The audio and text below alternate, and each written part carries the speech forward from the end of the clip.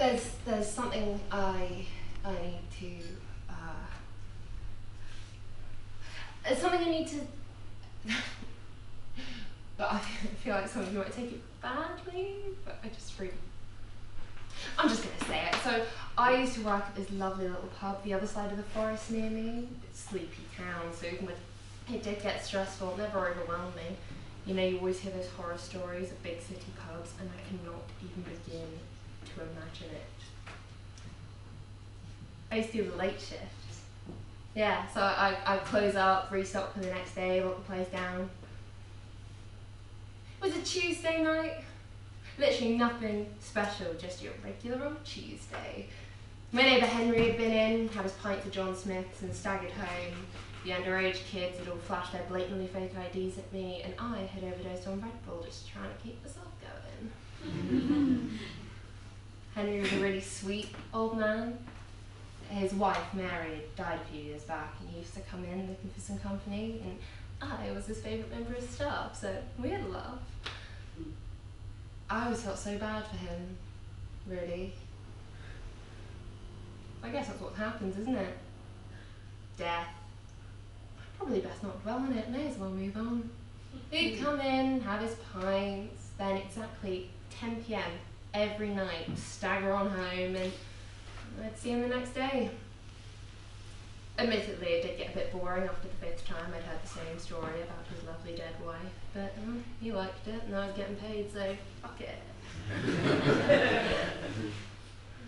Anyways, I was, locking up, doing what I usually do, and it was a Tuesday in February, so it was pretty fucking freezing. I had my big winter coat on, prepared for the situation. It gets really dark down towards the forest though, no street lights, so I had to take my phone torch out just to light the way. It's always so beautiful there, especially in the winter. Helps when you get down to the stream part of the forest too. The gentle trickling of the stream as your phone torch bounces off bits of ice is that's perfection. I fancy myself a bit of a poet, but the words are usually better in my head. I say them out loud and it's just, in my head I'm basically Wordsworth. In my head. Always got to be careful when you get to that part of the stream though. It's slippery as hell, especially that time of year and the water looks cold. Obviously. Yeah, so it's like 100 metres out the path, halfway home, like I said, beautiful sounds, beautiful place, is completely dark. It's actually one of the only places I was going to miss when I moved. I say places, moments, walking home, always made me feel like I had a place. Like, I know it sounds stupid, but it felt like it was really deliberate, like I was meant to be there. Does that sound really bleak? I tend to lean towards the nihilistic side of things, nothing has meaning, so on and so forth.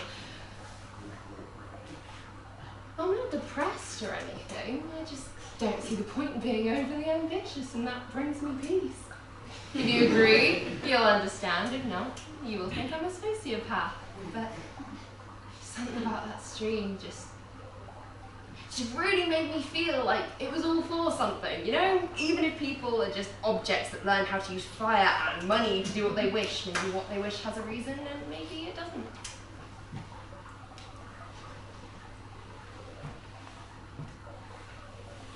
It was at that point when I started to notice that something was glistening a little bit more than usual with my phone torch.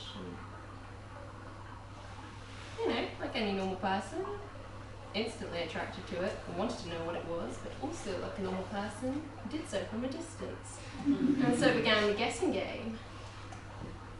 Bottle cap, maybe the largest diamond in the world. I couldn't figure it out. And I no need to go home, so I thought, let's have a look.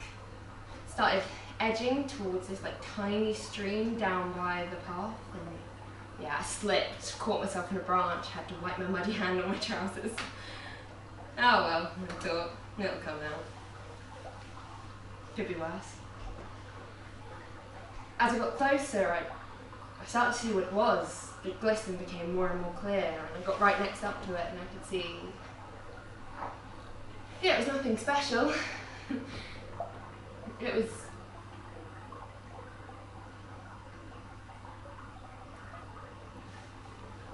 It was an old Casio watch, one of the ones with the digital faces and the gold metal strap. I had always wanted one when I was in school. I remember they were the trend in sixth form, and I honestly nearly nicked one from John Lewis. I wanted one so bad. In all honesty as well, this one was in pretty good shape. You know, it had a bit of mud and whatever on it, but I could see it was still intact. The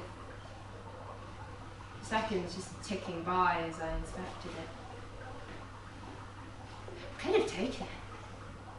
I could have lived out my fashion dreams of sixth form, but the more I looked at it, the more I thought, maybe not. It was engraved, you see, with the letter M, and it's really not often you see one of these engraved. It must be important. So I left it. I think nicking one from John Lewis is one thing, but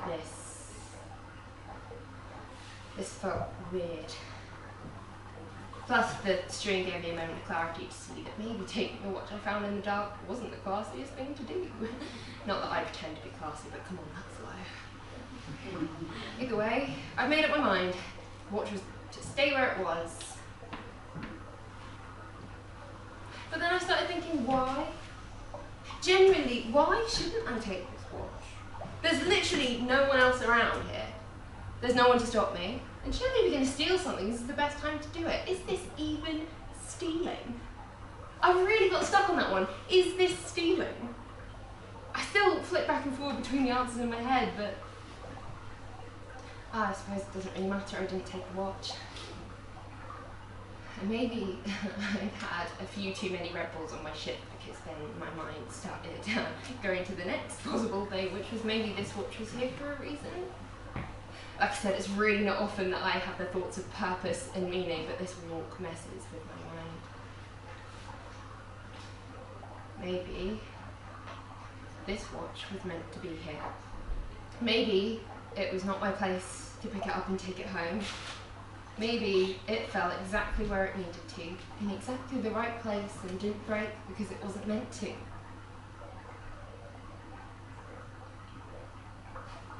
I feel like I'm getting a bit deep into this. Are any of you following me? Does any of this make sense? Because in that moment my head was just like flooded with thoughts of purpose and destiny and fate and oh my god, is this how normal brains work? Is this what it's like? To have normal perspective and see purpose and meaning and drive in everything? If it is, then I'm not jealous. You can keep your overthinking, thanks.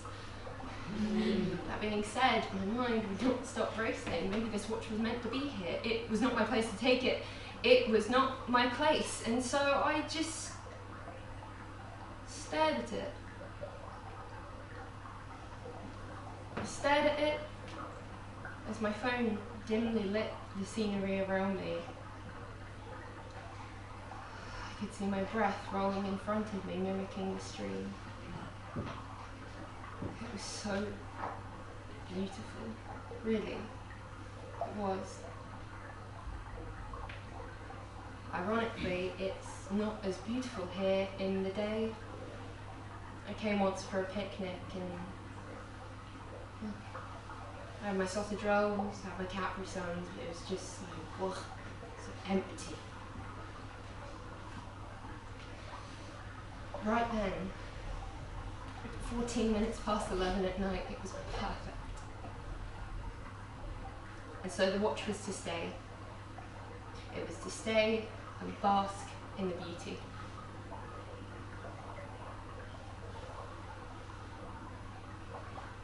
There's nothing I can do here anymore.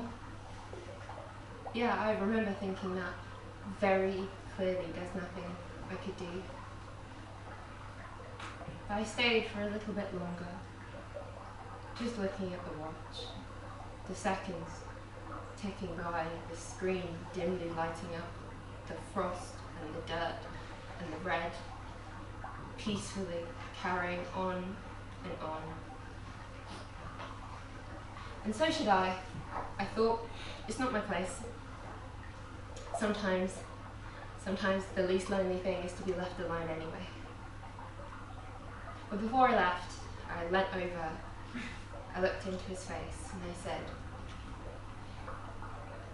"Good night, Henry. Really hope you found her." And then I stood up and I walked away. I walked away and I heard the trickling of the stream and the biting cold air around me. And these things, they happen for a reason. I hope.